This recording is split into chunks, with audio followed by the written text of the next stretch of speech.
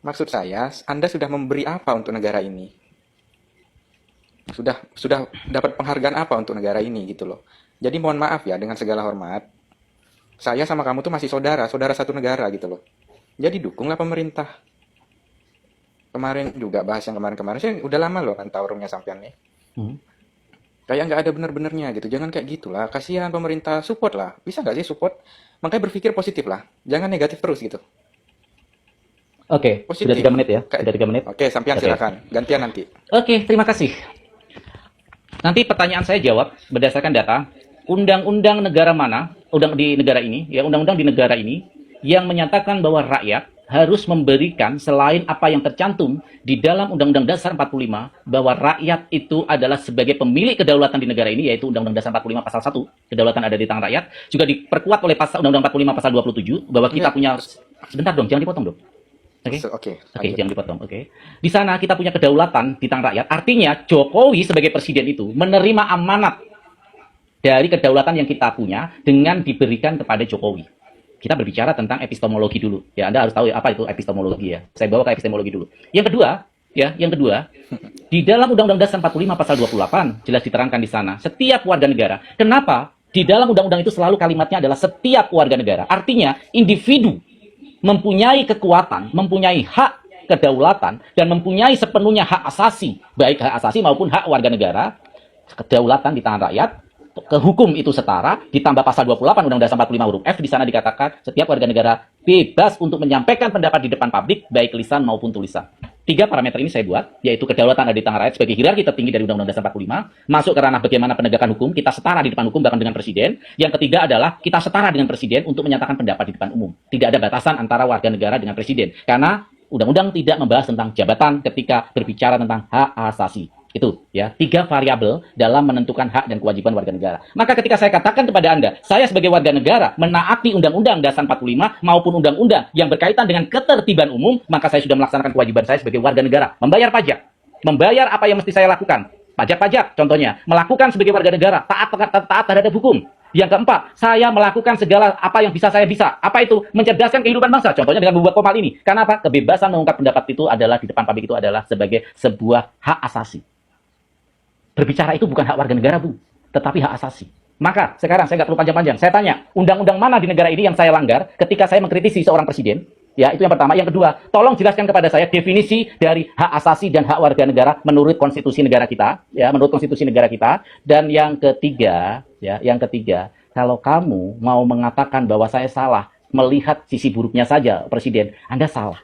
Presiden itu dari bangun tidur sampai tidur lagi digaji oleh rakyat. Ketika berhasil nggak perlu dipuja, nggak perlu dipuji. Tetapi ketika gagal mereka, maka mereka bertanggung jawab atas fasilitas yang diberikan oleh rakyat berdasarkan gaji yang mereka terima dan fasilitas yang mereka terima. Bahkan mereka mendapat pensiun seumur hidup. Makanya tujukan saya, 3 pertanyaan saya. 1, undang-undang negara ini mana yang saya langgar terhadap kritik terhadap kebijakan-kebijakan yang memang dilakukan tidak berdasarkan hukum keadilan. Yang kedua, jelaskan kepada saya apa itu hak asasi dan hak warga negara. Ya. Ketiga, ya, tunjukkan saya ada undang-undang yang memasung saya untuk tidak berbicara atau tidak mengkritik. 3 itu, nanti kamu boleh bertanya sama saya 3 juga pertanyaan. Silakan dijawab. Oke. Oh, sebelum saya jawab, mohon maaf saya bukan ahli hukum. Hmm? Tadi Anda menanyakan hukum kan? Tapi intinya saya garis bawahi memang tidak ada salahnya kita untuk memantau pemerintah atau kasarnya memberi apa namanya? Memberi inilah memantau untuk pemerintah dan berpendapat ya wajar nggak masalah. Cuman maksud saya moral aja sih. Pak Jokowi juga manusia, nggak sesempurna itu gitu loh.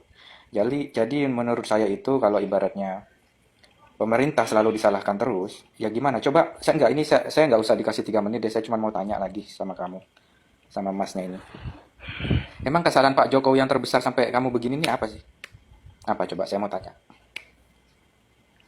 Sudah. Tanya Jadi jawab aja, jadi nggak usah sampai 3 menit terlalu panjang. 3 pertanyaan saya berarti nggak dijawab ya. Oke, saya jawab ya. Iya, Kesalahan Pak saya Jokowi. bukan ahli hukum, Kesalahan Pak saya Jokowi. bukan orang retorika. Pak Jokowi secara pribadi tidak punya salah. Hmm? Pak Jokowi secara pribadi, dia juga mempunyai hak atas Undang-Undang Dasar 45 pasal 1. Dia punya kedaulatan secara pribadi. Maka saya tidak pernah mengkritik Jokowi sebagai pribadi. Hmm. Jangan Mas, dengerin dulu karena itu mendistract dalam diskusi ya. Diam dan dengarkan. Nanti waktu Anda baru Anda bantah. Seperti saya diam saja gitu ya. Dan yang kedua, yang saya lakukan kritik adalah jabatan, kebijakan yang saya kritik. Karena kebijakan itulah yang bersentuhan dan mempunyai hubungan dengan hajat hidup orang banyak. Itu yang saya kritisi. Sesuai dengan apa? Sesuai dengan landasan dasar fundamental demokrasi di negeri ini yang diambil oleh founding father kita dari teori trias politika yang dibuat oleh Montesquieu, bahwa ada 3 instrumen di negara ini: legislatif, eksekutif, dan yudikatif. Legislatif itu posisinya adalah oposisi. Legislatif itu adalah anggota DPR. Anggota DPR bertanggung jawab kepada rakyat. Artinya pemilik dari oposisi itu adalah rakyat itu sendiri yang memberikan wewenang kepada legislatif. Sehingga kita punya hak untuk bersuara dan mengkritisi. Jadi kalau kamu bertanya kepada saya tentang kesalahan Jokowi, Jokowi sebagai pribadi tidak punya salah terhadap saya. Bahkan saya hormat dan respek terhadap Jokowi sebagai pribadi.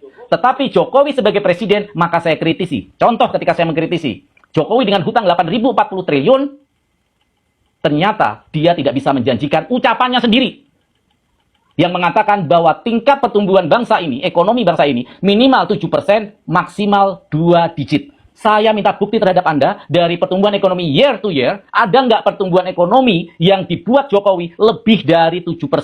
Tertinggi saat ini, ekonomi yang bisa ditumbuhkan oleh Jokowi adalah 5,31%. Itu pun linear dengan inflasi yang begitu tinggi 5,6%. Apa artinya? Dia gagal sebagai seorang kepala negara untuk mensejahterakan rakyatnya. Itu janji dia sendiri. Ya, itu pertama tentang pertumbuhan ekonomi. Yang kedua, tentang ketahanan pangan. Jokowi pernah berjanji bahwa kebodohan jika negara ini melakukan impor pangan. Kita punya lahan yang luas, impor pangan, padi, impor beras, impor jagung, impor apalagi. Dia mengkritisi itu. Saya saat itu, wah hebat nih calon presiden gua nih. Ya, walaupun gua nggak milih, hebat nih calon presiden Indonesia. Tetapi ternyata Jokowi adalah pengimpor pangan dalam sejarah presiden Indonesia terbesar. Dan seperti ini tidak boleh dikritisi. Makanya tunjukkan saya, bukan pribadi loh ya. Pertanyaan Anda sudah saya jawab. Secara pribadi, Jokowi tidak punya kesalahan sama sekali. Bahkan saya respect dan hormat sebagai pribadi. Tetapi sebagai presiden saya kritisi. Dan ketika saya mengkritisi, saya membawa data. Maka tunjukkan kepada saya sekarang keberhasilan Jokowi secara statistik, secara angka, jangan perspektif. Tunjukkan kepada saya data secara spesifik, secara data, secara numerik, angka, ya, data-data yang terukur. Saya akan mencoba untuk mengakui keberhasilan Jokowi. Tapi sampai saat ini saya belum menemukan sama sekali. Silakan Bang Rocky. Kalau mau bahas data begitu jangan di TikTok, Bung. Panjang, Bung. Atau Anda pengen bertemu saya secara langsung untuk diskusi dengan data? Jadi begini, sebentar. Saya tahu Anda ini pendukungnya Anies.